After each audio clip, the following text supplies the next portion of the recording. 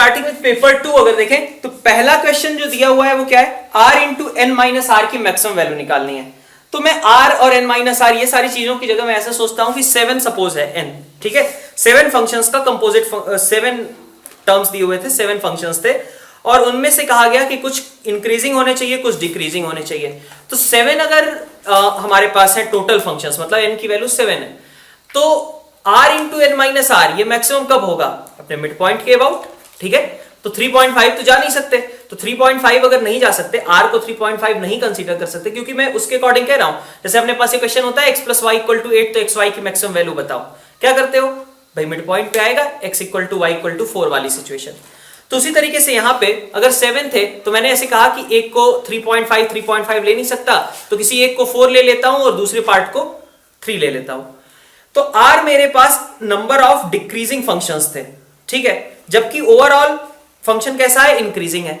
तो of course मेरे पास दो चॉइस है, या तो r को मैं 4 मानूं या तो r को 3 मानूं। लेकिन अगर मैं r को 3 मानूंगा, ठीक है, तो 3 फंक्शंस अगर हमारे कैसे रहे, डिक्रीजिंग, तो जब डिफरेंशिएशन करोगे तो ओवरऑल रिजल्ट कैसा मिलेगा, हमें नेगेटिव मिलेगा डिफरेंशिएशन का, तो फंक्शन कैसा हो जाएगा, डिक्रीजिंग हो जाएगा ना, ठीक है। हमें फंक्शन कैसा चाहिए, इंक्रीजिंग चाहिए, मतलब कि हमेशा नंबर ऑफ डिक्रीजिंग फंक्शंस अगर हम कहें तो कैसे होने चाहिए, इवन होने चाहिए, क्योंकि अगर इवन होंगे तो बार बार डिफरेंशिएशन करने पे जो निगेटिव साइन आएगा वो निगेटिव साइंस क्लब होकर के पॉजिटिव हो जाएंगे और ओवरऑल रिजल्ट कैसा हो जाएगा, इंक्रीजिंग हो जाएगा। इसको तुम 3 के लिए भी समझ सकते हो कि अगर f ऑफ fx है सपोज, या f1 of f2 of f3 है, पहला डिफरेंशिएशन किया, ठीक है, तो क्या बनेगा, एक बनेगा f1 dash f2 of f3, ऐसा कुछ f1 dash f2 of f3। अगर ये वाला रिजल्ट हमारा सपोज ये सबसे बाहर वाले का डिफरेंशिएशन हुआ, फिर f2 डैश ऑफ f3 आएगा और फिर f3 डैश आ जाएगा, यही है। तो अगर मान लो मैं कहता हूं कि इसमें से 2 फंक्शंस हमारे डिक्रीजिंग थे, तो 2 फंक्शंस डिक्रीजिंग थे, सपोज f1 और f2 डिक्रीजिंग थे, तो यहां से भी निगेटिव, यहां से भी निगेटिव, यहां से लेकिन क्या होगा, पॉजिटिव, रिजल्ट कैसा आ जाएगा, पॉजिटिव आ जाएगा, ठीक है। तो हमें कुछ इसी तरीके की जरूरत थी कि हमारे नंबर ऑफ डिक्रीजिंग फंक्शंस कैसे होने चाहिए, इवन होने चाहिए। तो अगर हम r into n minus r की बात करें, ठीक है, अब क्वेश्चन पे आते हैं, तो हमें कहां पे देखना चाहिए, r equal to n by 2 के अबाउट। लेकिन n बाई 2 इंटीजर कब होगा, जब n कैसा हो, इवन हो। तो पहला केस लेता हूं कि इफ n इज इवन, अगर n इवन है तो r equal to n by 2 ये लिया जा सकता है, क्योंकि 8 फंक्शंस अगर है टोटल तो 4 ले सकते हैं हम r को, ठीक है। अब n बाई 2 r आ गया, तो r into n minus r कितना हो जाएगा, n स्क्वायर बाई 4। इस केस में कहें r into n minus r की वैल्यू कितनी हो गई, n स्क्वायर बाई 4। फिर दूसरा केस लेता हूं, इफ n इज ऑड, अब n अगर ऑड है, n मतलब 7 है, तो अब हम r को 3.5 तो ले नहीं सकते, तो हमें क्या लेना होगा, उसके एक इधर उधर, ठीक है।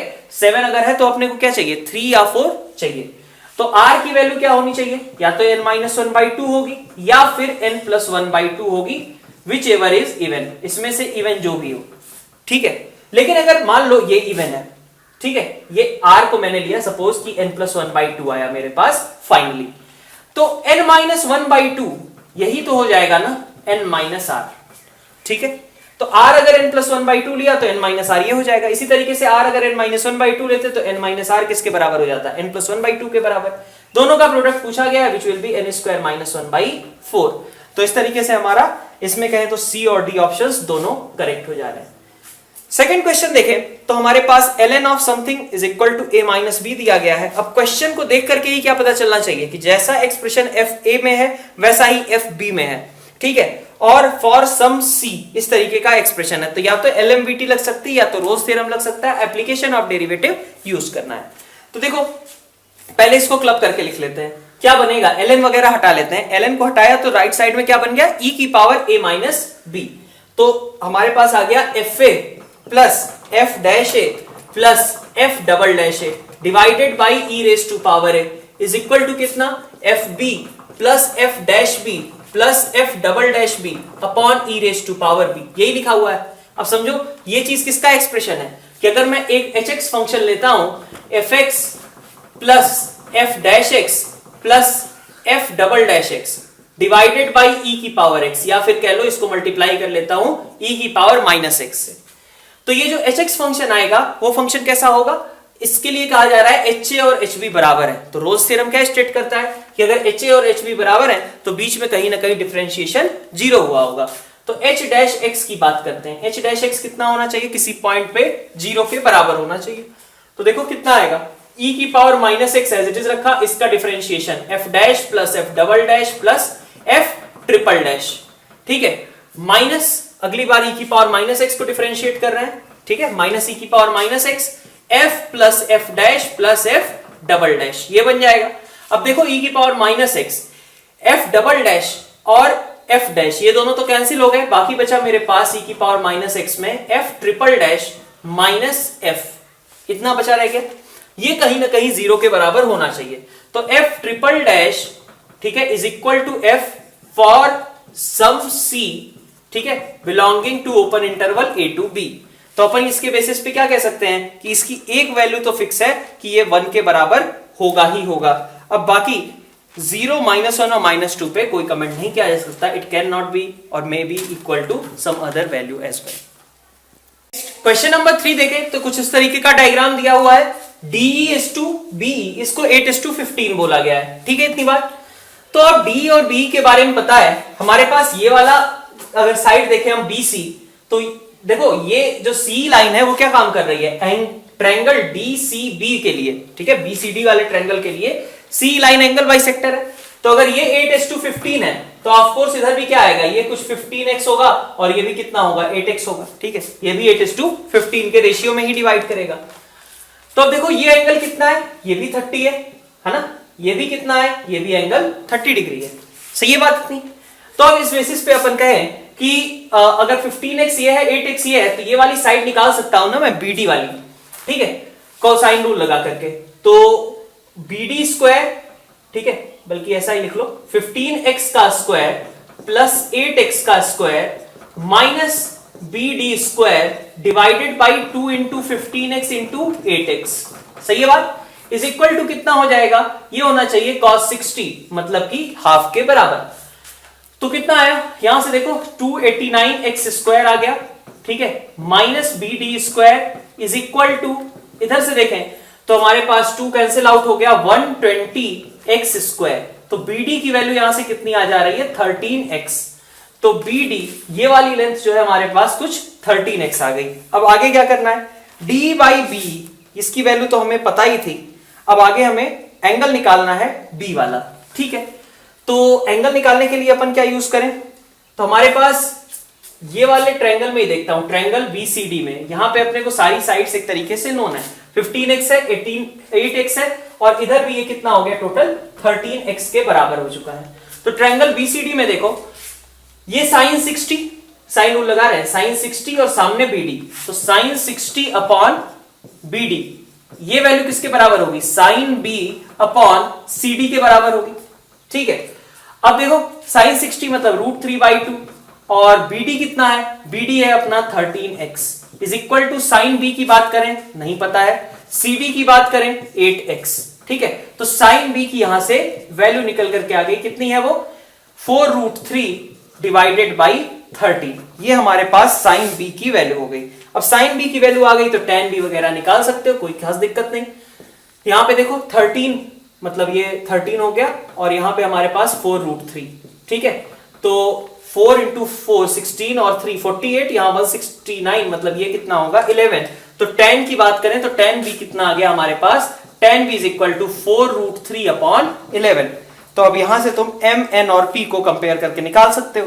अब बाकी बचा probability of a prime number chosen from set 0 to 10। तो प्राइम नंबर 0 से 10 के बीच कितने होंगे, CD ऑप्शंस के बात कर रहे हैं, 0 से 10 के बीच प्राइम नंबर्स क्या क्या है, तो 2 है हमारे पास, 3 है, 5 है, 7 है, ठीक है, और तो कोई प्राइम नंबर है नहीं। तो ये 4/11 के बराबर होगा। अगर हम कहें 0 से 10 तक प्राइम नंबर निकलने की प्रोबेबिलिटी क्या होगी, तो वो 4/11 हो जाएगी। क्वेश्चन नंबर 4 अगर देखें तो यहां पे एक कॉमन टेंजेंट से रिलेटेड है क्वेश्चन।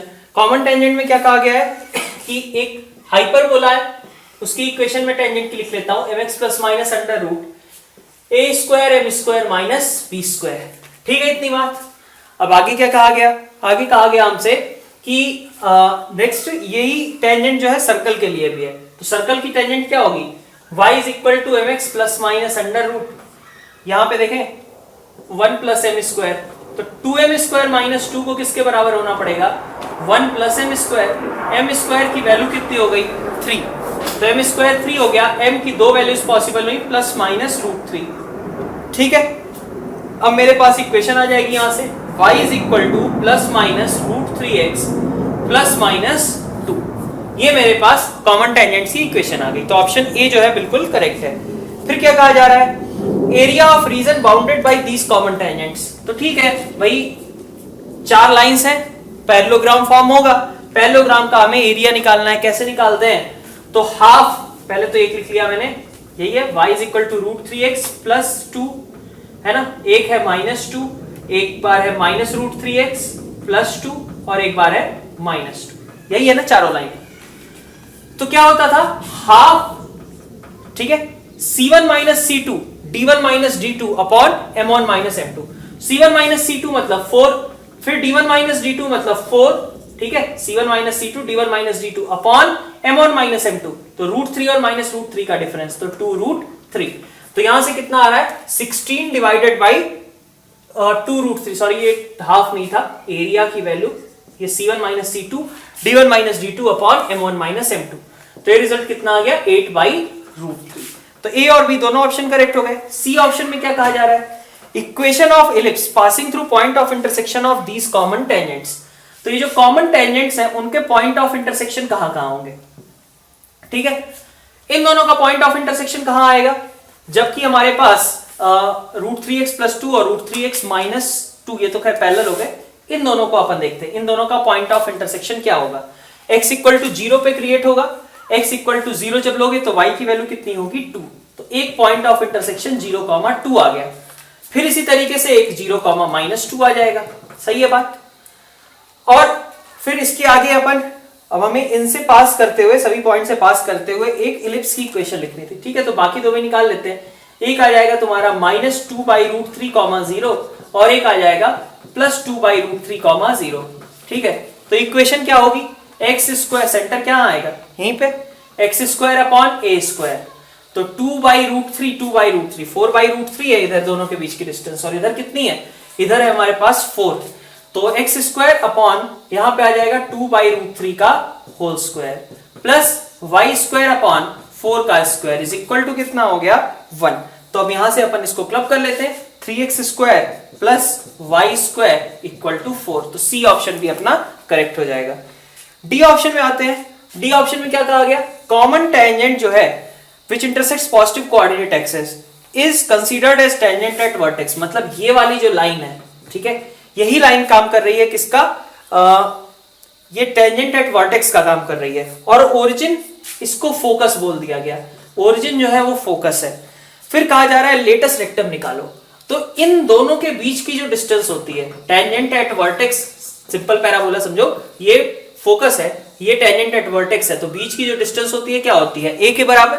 तो हमें क्या करना है, ये a निकालना है और उसका 4 टाइम्स करना है।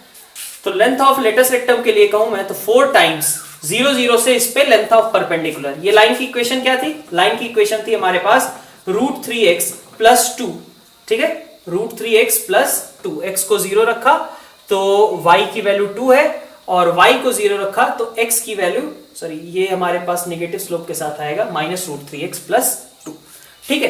तो डिस्टेंस निकाल लेते हैं, तो डिस्टेंस कितनी आएगी, ओरिजिन से length of perpendicular 2 divided by 2, तो इसलिए हमारे पास ये कितना हो गया 4, length of latus rectum is 4। तो ए बी सी डी चारों ही ऑप्शंस यहाँ पे अपने करेक्ट हो जाएंगे।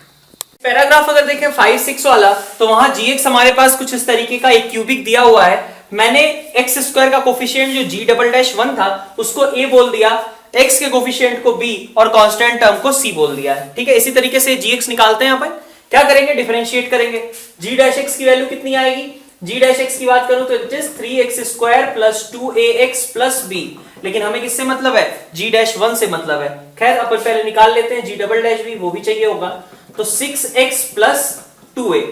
g'1 की बात करूं तो g'1 अपने पास हो गया 3 प्लस 2a प्लस b, और g'1 की बात करूं तो इट इज 6 प्लस 2a, ठीक है, इतनी बात। अब समझो इस चीज को क्या क्या कहा गया है कंपेयर करने को, तो g'1, ठीक है, g'1 मेरा a के बराबर था, तो a को ही लिखने का दूसरा तरीका क्या हो गया, 6 + 2a। अपन क्या कर रहे हैं, यहाँ x² कोफिशिएंट g'1 था, उसको हमने क्या माना था, a माना था।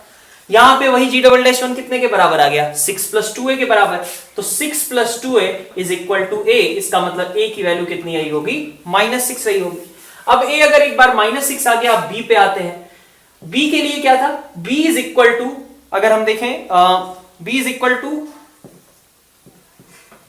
यहां से x का कोफिशिएंट है और इसकी वैल्यू किसके बराबर है, 3g'1, g' मतलब 3 + 2a + b, ठीक है, -g'1, तो g'1 कितना है, 6 और 2a, ठीक है, और -1 एक और, ठीक है। तो 3 × 3 + 2a + b -6 - 2a और -1 इसके बराबर कहा गया है। तो देखो यहां से कितना आ रहा है, 9 - 6 - 1 2 हो गया, 6a - 2a 4a हो गया और +3b हो गया। अब यहां से हम b और a के बीच रिलेशन एस्टेब्लिश कर सकते हैं। a की वैल्यू -6 है, तो 2 - 24 -22 हो गया, और यहां से 2b = 22, b की वैल्यू कितनी आ गई, 11। b की वैल्यू 11 आ गई। अब c पे आते हैं, यहां कांस्टेंट टर्म c था, ठीक है, और c को किससे कंपेयर करना है हमें, c को कंपेयर करना है हमें 3g'1 से, ठीक है। तो g'1 ये वाली चीज थी, अब इसके जगह पे रख दो, यहां पे तो सब कुछ नोन है ना g'1 में, कि 3 + 2a, तो 2 × -6 मतलब -12 कह लो, और +b 11 कह लो, तो 3 और 11 14 -12 2, तो c की वैल्यू कितनी आ गई, 6 के बराबर आ गई। तो इसका मतलब कि हमारा जो gx फंक्शन है वो कौन सा है, x³ - 6x² + 11x + 6, ये मेरा gx फंक्शन है। अब क्वेश्चंस में देखें, अगर हम 5th क्वेश्चन की बात करें तो वहां तो खैर fx पे फोकस किया गया है, fx भी निकाल ही लेता हूं, ठीक है। ये gx की वैल्यू थी, fx में रख दो x × gx और -12x + 1 कितना आ जाएगा, x की पावर 4 -6x³ होगा प्लस 11x², ठीक है, प्लस 6x - 12x, तो -6x और +1, सही है इतनी बात। ये हमारे पास एक्सप्रेशन आ गया। ये चीज क्या है, अब यहां से अगर हम देखें तो ये लिखा हुआ है x³, ठीक है, x² इनफैक्ट x² और ये हमारे पास 3x है, तो 3x और +1 का होल स्क्वायर लिखा हुआ है ये, ठीक है, -6x³ भी जनरेट हो गया, -6x भी जनरेट हो गया, ये x² - 3x + 1 का होल स्क्वायर है। अब क्वेश्चन पे आते हैं। 5th क्वेश्चन में क्या है, fx के लिए कहा गया है लोकल मिनिमा मैक्सिमा कितनी एग्जिस्ट करेगी, तो f' निकाल लो, f' कितना हो गया, 2 × x² - 3x + 1 × 2x - 3, यही हो गया। अब इसके लिए देखो तो हमारे पास एक रूट है इसका 3/2, ठीक है, एक क्या है 3 ± √5/2, तो यहां पे आ गया हमारे पास 3 - √5/2 और एक आ गया 3 + √5/2, ठीक है। यहां पे पॉजिटिव, यहां नेगेटिव, यहां पॉजिटिव और यहां पे नेगेटिव, तो अपन कहें कि एक बार यहां पे मिनिमा क्रिएट होगा, फिर यहां पे क्या आएगा, मैक्सिमा आएगा, फिर यहां पे क्या आएगा, मिनिमा आएगा, ठीक है। तो 2 मिनिमा और 1 मैक्सिमा का पॉइंट हमारे पास एग्जिस्ट करेगा। फिर क्वेश्चन नंबर 6 पे जाते हैं। क्वेश्चन नंबर 6 में देखो, gx के लिए कहा गया है कि ये gx इंक्रीज या डिक्रीज कब कर रहा है, तो g'(x) 3x² - 12x + 11, सही है बात। तो अब इसका डिफरेंशिएशन कितना होगा, देख सकते हो यहां डिफरेंशिएशन नहीं बल्कि रूट चाहिए हमें, तो रूट्स क्या होंगे, 12 ± √ 144 - 132, ठीक है, डिवाइडेड बाई 6, तो ये कितना आ जाएगा 2 ±, ठीक है, ये 12 था, इसको लिख सकता हूं मैं 2√3, तो √3 डिवाइडेड बाई 3, ठीक है, sorry 2√3 divided by 6, 2√3 divided by 6 ऐसा ही कह लेता हूं मैं फिलहाल, ठीक है, ये मेरे पास आ गया।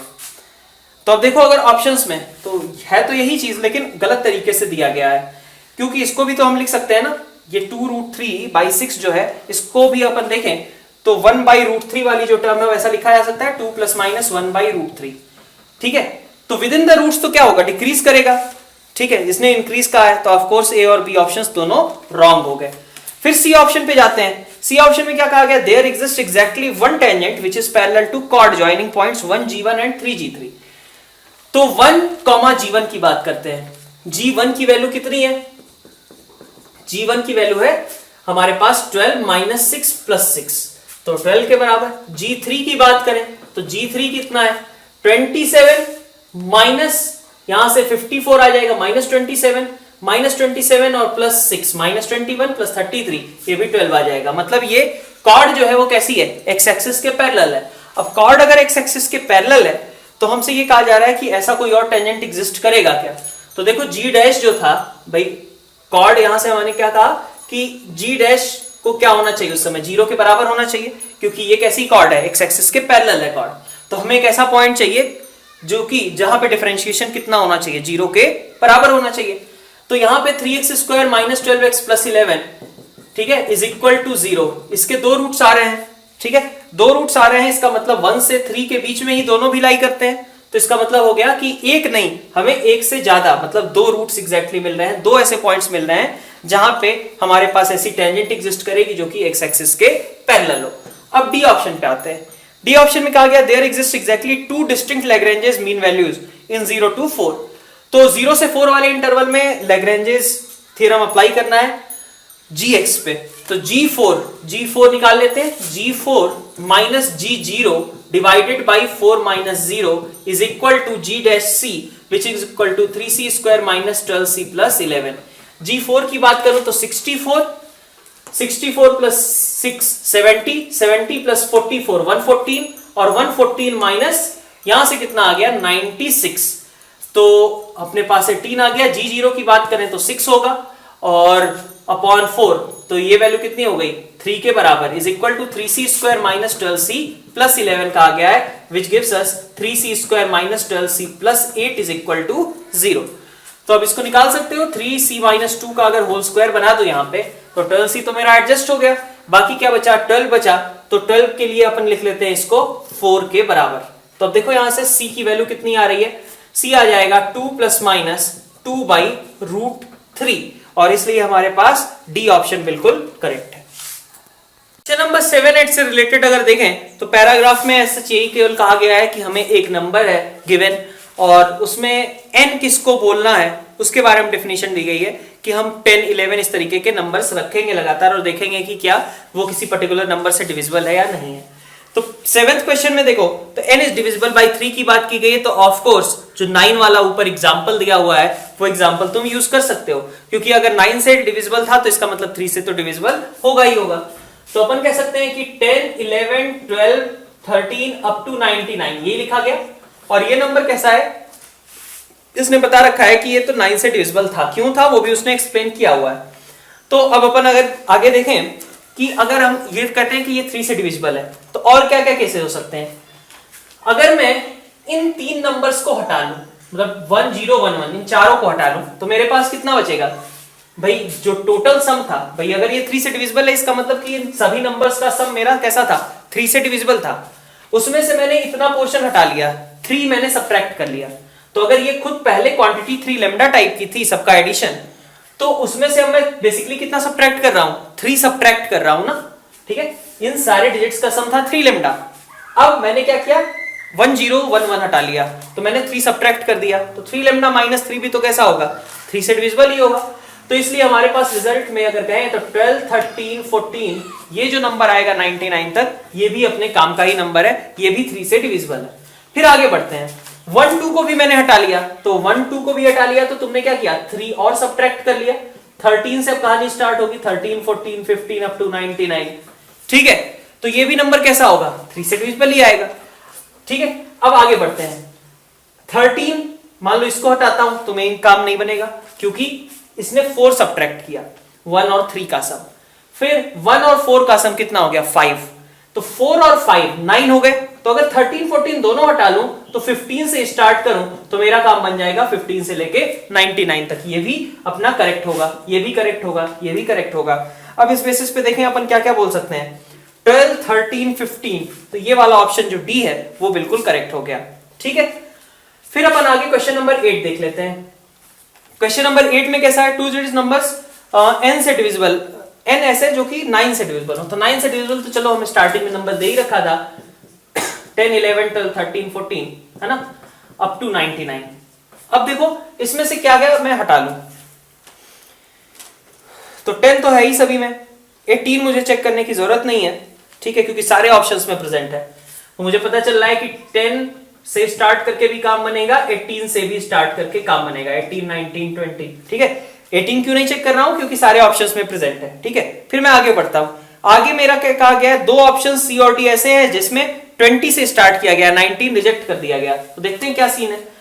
तो अगर मान लो मैं 18 को हटाता हूं, अभी तक क्या था, इन सभी का सम कैसा रहा होगा, 9 लैम्डा टाइप का रहा होगा, तभी तो ये 9 से डिविजिबल है।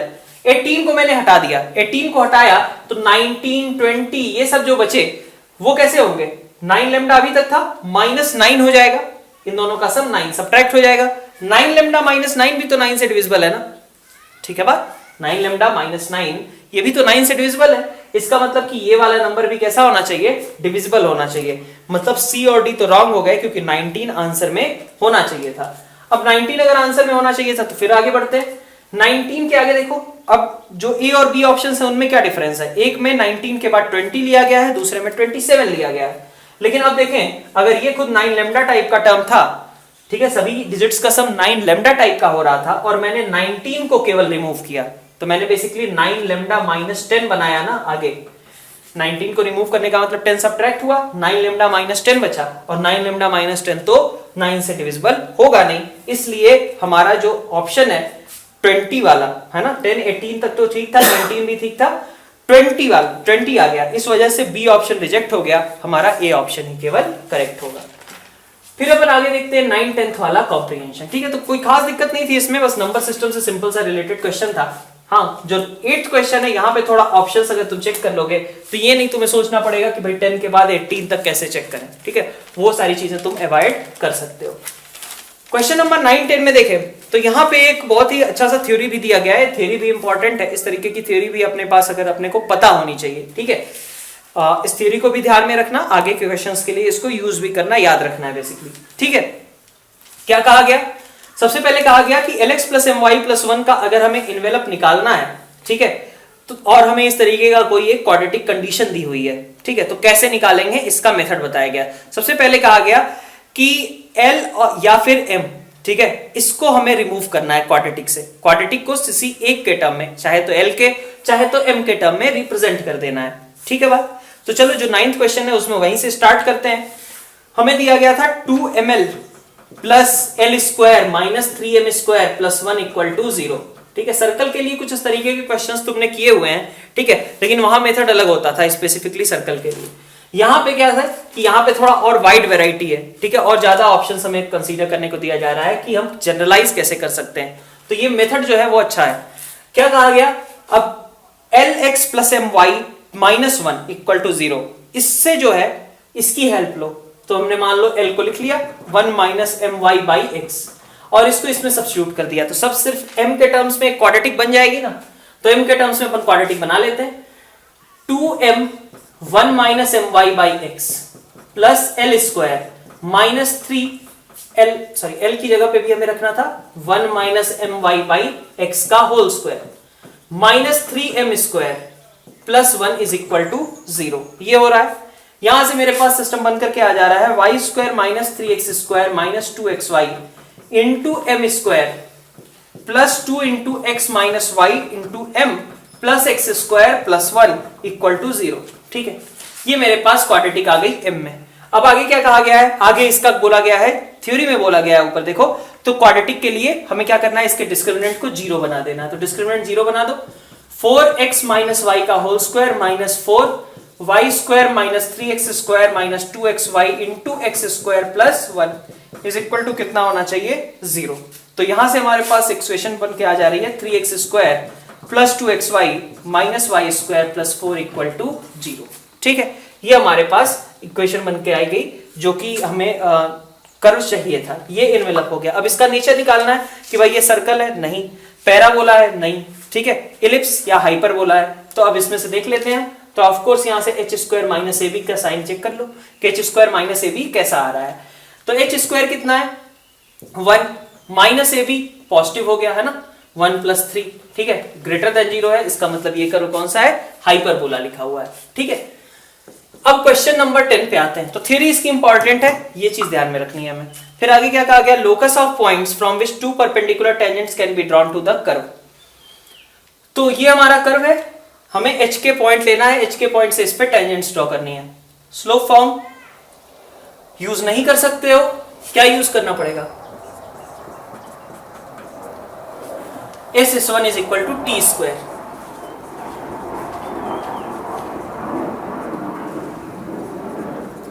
ये हमारा हो गया S1।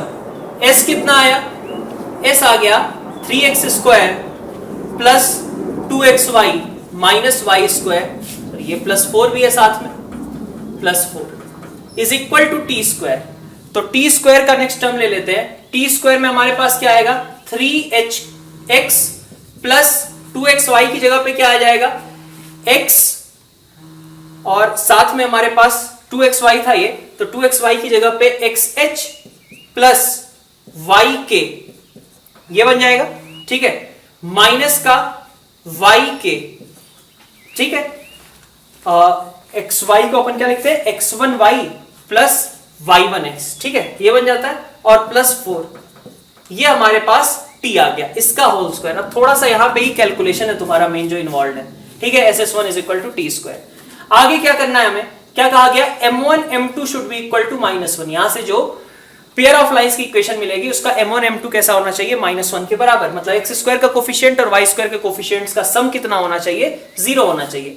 तो यहां से एक्स स्क्वायर और वाई स्क्वायर के कोफिशिएंट्स क्लब कर लो, coefficient of x square plus coefficient of y square, इनका सम 0 के बराबर हो जाना चाहिए। तो बस यहां से एक बार एक्सपेंड करके तुम्हें एक्स स्क्वायर और वाई स्क्वायर के कोफिशिएंट निकालने पड़ेंगे। प्रॉब्लम एक्चुअली क्वेश्चन में क्या है कि हमें ये वाला फॉर्मूला यूज करना पड़ रहा है, जो कि रेयरली यूज होता है, लेकिन चूंकि यहाँ पे कोई स्टैंडर्ड टर्म वगैरह है नहीं, इसलिए अपन इस मेथड से जा रहे हैं। तो coefficient of x square, coefficient of y square, इन दोनों का सम निकाल करके हमें 0 करना होगा।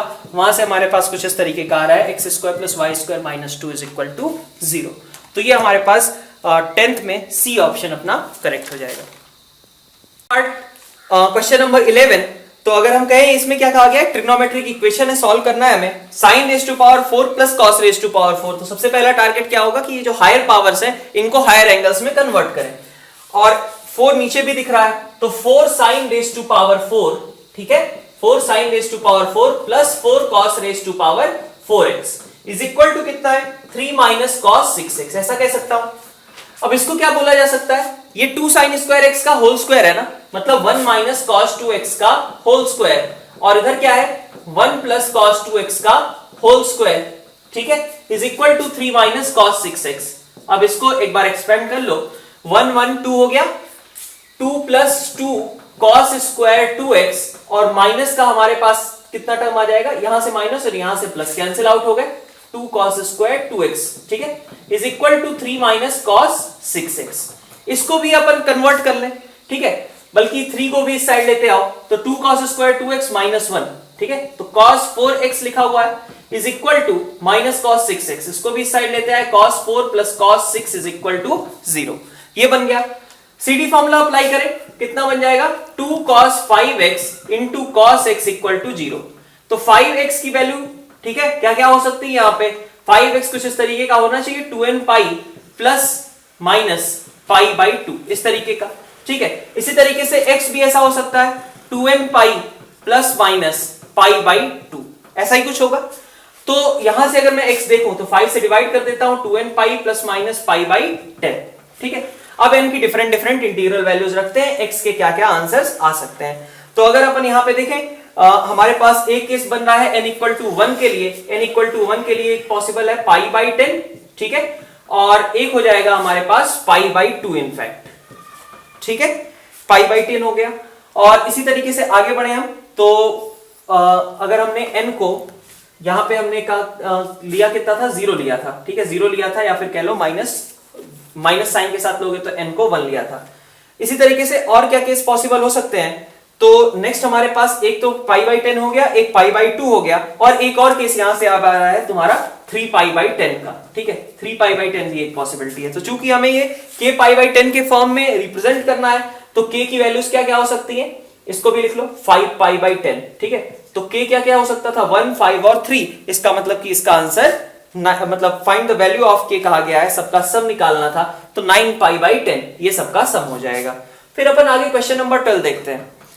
क्वेश्चन नंबर 12 में हमारे पास क्या है कि ए और बी और सी मैट्रिक्स दिए हुए हैं, trace of A B is equal to trace of C. तो सबसे पहले ट्रेस ऑफ ए बी निकालो। ट्रेस ऑफ ए बी निकालने के लिए क्या चाहिए हमें, एलिमेंट्स चाहिए, तीनों डायगोनल एलिमेंट्स, ठीक है। ट्रेस ऑफ ए बी की बात करें तो पहले मैं कह रहा हूं कि ए बी के डायगोनल एलिमेंट्स की बात कर लेता हूं। क्या क्या आएगा, यहां पे आएगा 3ax², ठीक है। उसके बाद आगे के टर्म में क्या आएगा, यहां पे b आ जाएगा और नेक्स्ट आ जाएगा 6cx, यही होगा ए बी, ठीक है। ए और बी का मल्टीप्लीकेशन किया तो ट्रेस ऑफ ए बी कितना आया, trace of A B is equal to 3ax² plus b plus 6cx। इसको किससे कंपेयर करना है हमें, ट्रेस ऑफ सी से। ट्रेस ऑफ सी सीधा ऐड कर सकते हैं, कितना दिया हुआ है 6x² प्लस 6x प्लस 4। तो इसका मतलब अब ये दोनों चीजें अगर बराबर ही हैं तो इसका मतलब a को कितना होना पड़ेगा, 2 के बराबर। कोफिशिएंट्स कंपेयर कर रहे हैं, a 2 के बराबर होगा, b 4 के बराबर होगा और c की वैल्यू 1 के बराबर आ जाएगी।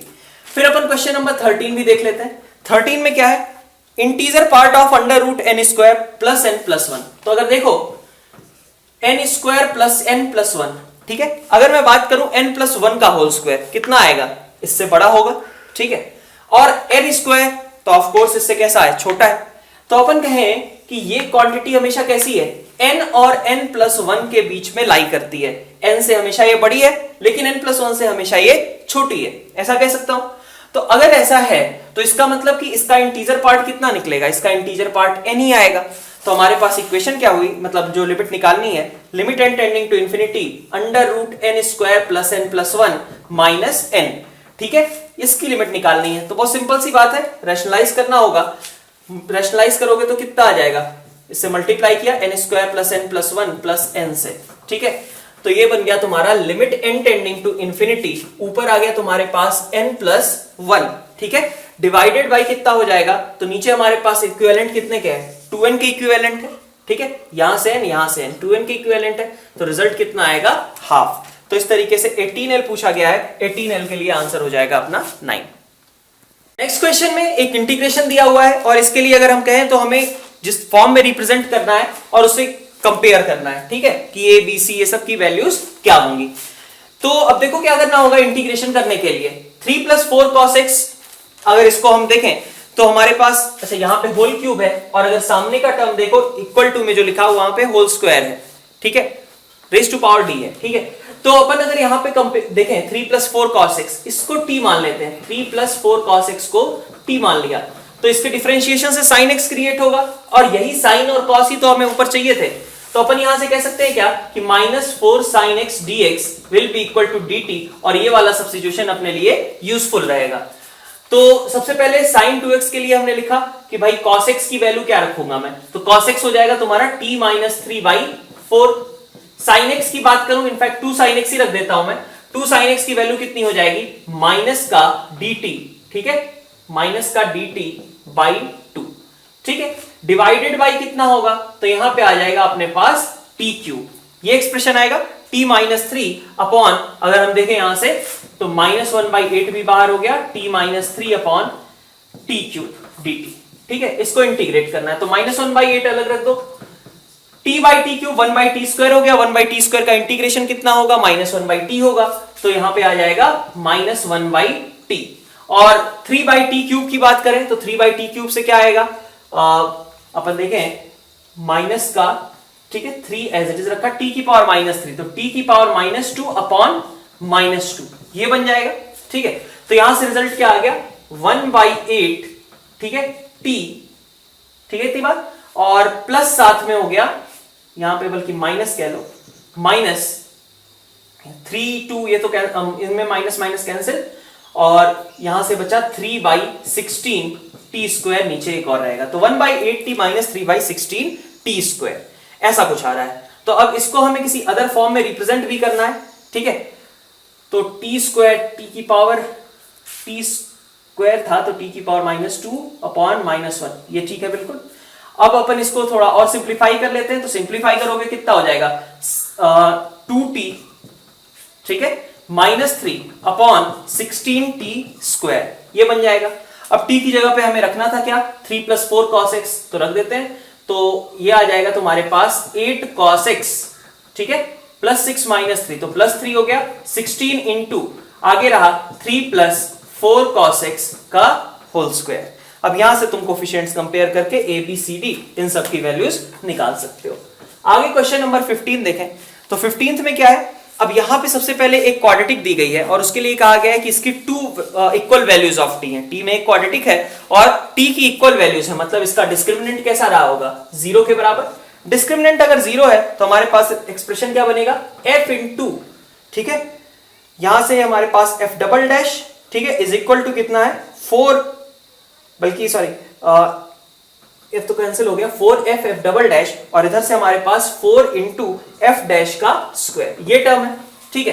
तो अगर इसको मैं फिर से थोड़ा एडजस्ट कर लूं तो लिख लिया मैंने f double dash divided by f dash, ठीक है, is equal to f dash divided by f, यही है। अब ये डिफरेंशियल इक्वेशन जैसा दिख रहा है, इसका डिफरेंशिएशन ऊपर, इसका डिफरेंशिएशन ऊपर, तो मैं अगर दोनों साइड इंटीग्रेट कर दूं तो इधर का इंटीग्रेशन क्या होगा, ln over f dash x is equal to, बल्कि x नहीं लिख रहा अभी, ln f dash is equal to कितना हो गया, ln f हो गया, प्लस साथ में ln c कुछ आएगा, ठीक है। अब हमारे पास इंफॉर्मेशन क्या दी हुई है, हमारे पास इंफॉर्मेशन दी हुई है f डैश 0 की, तो अगर मैं x को 0 रखता हूं तो ln f डैश 0, ठीक है, ये कितना बन जाएगा, ln 2 बन जाएगा, ठीक है, is equal to ln f, मतलब कितना हो जाएगा 0 प्लस ln c, तो c की वैल्यू कितनी आ गई, 2 आ गई। यहां से f डैश कितना था, बेसिकली f इंटू सी के बराबर था, तो ये बन गया 2 इंटू f, तो f dash upon f is equal to 2, ऐसा भी लिखा जा सकता है इसको, f dash upon f is equal to 2, तो ln fx is equal to 2x, तो ln fx is equal to 2x, ठीक है, और प्लस कोई कांस्टेंट सपोज c1 बोल देता हूं मैं, तो fx की वैल्यू बेसिकली कितनी हो गई, e raise to power 2x plus c1। अब देखो फिर से हम बात करें, f0 1 के बराबर था, तो इसका मतलब c1 कितना रहा होगा, इसको रिमूव करना पड़ेगा, तो fx इज इक्वल टू कितना हो गया, e की पावर 2x, इतना आ गया अपना fx। अब इस fx के लिए चलो लिमिट तो निकल आएगी हमारी, करस्पॉन्डिंग t की वैल्यू क्या होगी, तो t की वैल्यू की अगर हम बात करें, t हमारा कितना आएगा, fx तो e की पावर 2x है, और अगर हमने इसके t की वैल्यू की बात करूं मैं, चूंकि दोनों रिपीटेड रूट है इसलिए कहां पे आएंगे, माइनस b बाई 2 है, वर्टेक्स पे आएंगे ना, और वर्टेक्स के अगर हम देखें वैल्यू कितनी आएगी, तो 2f डैश हो जाएगा डिवाइडेड बाई, ठीक है, डिवाइडेड बाई f आ जाएगा, तो f 2f dash by 2f, f dash by f इसके बराबर होगा। अब f डैश बाई f की वैल्यू कितनी है, f कितना था, e की पावर 2x, कितना आ गया 2e की पावर 2x अपॉन e की पावर 2x, तो इसकी वैल्यू कितनी हो गई 2, तो इसका मतलब t की वैल्यू कितनी है, 2 के बराबर है। अब हमें निकालना क्या है, लिमिट एक्सटेंडिंग टू 0, fx की जगह पे e की power 2x minus 1 upon x, minus t की वैल्यू कितनी थी, 2 थी, तो 2 बाई 2 ये वैल्यू निकालनी है, तो ऑफ कोर्स अब यहां से इसको सॉल्व कर सकते हो, ये तो लिमिट अपनी नोन है, कितना आएगा 2 आएगा इसका रिजल्ट, माइनस इधर से 1, तो आंसर इसका कितना हो जाना चाहिए 1 के बराबर। क्वेश्चन नंबर 16, हमारे पास इस तरीके की एक इनइक्वालिटी दी हुई है, अच्छा क्वेश्चन है ये। इसमें क्या करना होगा तुम्हें, सबसे पहले देखो थोड़ा डिफरेंट है क्वेश्चन, डेफिनेट इंटीग्रेशन के ऐसे क्वेश्चंस कई बार ऐसे क्वेश्चंस अपन नहीं देखे होते हैं, सीधा एग्जाम में एनकाउंटर होता है, ठीक है, तो कुछ उसी तरीके का क्वेश्चन है। क्या यूज होगा, इसको तुम बाई पार्ट्स अगर अप्लाई करो सेकंड, और इसको फर्स्ट मान लो, क्योंकि इसको सेकंड मानोगे तो कोई खास फायदा है नहीं, एक्स क्यूब वगैरह बन जाएगा, ठीक है, पावर लगातार बढ़ती जाएगी। यहां पे f डैश x को मानेंगे तो f डैश x का इंटीग्रेशन हम लिख सकते हैं fx, ठीक है बात। तो 9f3 लेस देन और इक्वल टू, यहां से क्या आएगा, first function as it is, second function का इंटीग्रेशन माइनस पहले का डिफरेंशिएशन 2x, दूसरे का इंटीग्रेशन fx, ठीक है। लिमिट्स हम अप्लाई कर देंगे, यहां तो चलो अभी 0 से 3 ही रहेगा, लेकिन यहां पे 0 से 3 कुछ इस तरीके का अप्लाई हो जाएगा, प्लस हमारे पास क्या है अभी fx का होल स्क्वायर, fx का होल स्क्वायर अभी भी पड़ा हुआ है, और प्लस के और एक अलग से एक्स्ट्रा टर्म है, ठीक है, इतनी बात। तो चलो आगे बढ़ते हैं इसको लेकर के, यहां से क्या आएगा 9f3 माइनस 0, तो 9f3 कैंसिल आउट हो गया, मतलब हमारे पास बचा, अगर हम देखें तो इधर लेकर के आए 2x fx पॉजिटिव हो जाएगा, माइनस का fx का होल स्क्वायर हो जाएगा, इंटीग्रेशन फ्रॉम 0 से 3 और लेस देन और इक्वल टू k, यही बनेगा। हमें पूछा क्या गया था, k की लीस्ट पॉसिबल वैल्यू, ठीक है, तो इसकी जो वैल्यू होगी, इसकी मैक्सिमम वैल्यू से भी एक तरीके से कहें इसको कैसा होना चाहिए, बड़ा होना चाहिए। ठीक है, k को इसकी मैक्सिमम वैल्यू से भी हमेशा कैसा होना चाहिए, बड़ा होना चाहिए। तो इसकी मैक्सिमम वैल्यू निकालने के लिए जाएं। अब देखो ये वाली जो चीज लिखी गई है ये कैसी है। इस टर्म को मैं लिख सकता हूं 2x fx को माइनस fx स्क्वायर, ये चीज लिखी हुई थी। इसको क्या लिखा जा सकता है, देखो fx माइनस x का अगर होल स्क्वायर करोगे तो हमारे पास ऐसी कोई टर्म आए, तो हमें क्या करना है, x square minus fx minus x का होल स्क्वायर। ऐसा अगर लिखूं तो देखो x square cancel out, 2x fx हमारे साथ कैसा आ गया, पॉजिटिव साइन का आ गया, और माइनस fx का स्क्वायर हो गया। तो इसको मैंने इस तरीके से लिख दिया। अब मैं क्या कह सकता हूं कि भाई मुझे क्या करना था, मुझे इसकी मैक्सिमम वैल्यू निकालनी थी। तो इसकी मैक्सिमम वैल्यू, ठीक है, इस एक्सप्रेशन की मैक्सिमम वैल्यू किसके बराबर होगी, तभी होगी जबकि ये चीज 0 के बराबर हो जाए, मतलब कि fx उस समय x के बराबर हो। इस एक्सप्रेशन को मैक्सिमाइज करना है, इस एक्सप्रेशन को मैक्सिमाइज मतलब इसको मैक्सिमाइज, इसको मैक्सिमाइज करने का मतलब fx को x रख दें, तो ये वाले ब्रैकेट से 0 निकलेगा और यहां से x स्क्वायर आ जाएगा। तो k will be greater than और इक्वल टू, मैक्सिमम वैल्यू इस एक्सप्रेशन की कितनी आई, x स्क्वायर, कहां से कहां तक, 0 से 3 तक, x क्यूब बाई 3, और इसका रिजल्ट कितना आ गया, k ग्रेटर देन और इक्वल टू 27। तो इस केस में अपने पास आंसर कितना हो जाएगा, अपन आगे देखें, x क्यूब बाई 3 था, सॉरी, तो 9 अपने पास करेक्ट आंसर हो जाएगा। अपन क्वेश्चन नंबर 17 अगर देखें तो यहां पे हमें r एक वेरिएबल वेक्टर दिया हुआ है, उस वेरिएबल वेक्टर को मैंने मान लिया क्या, x y z, ठीक है, xi plus yj plus zk।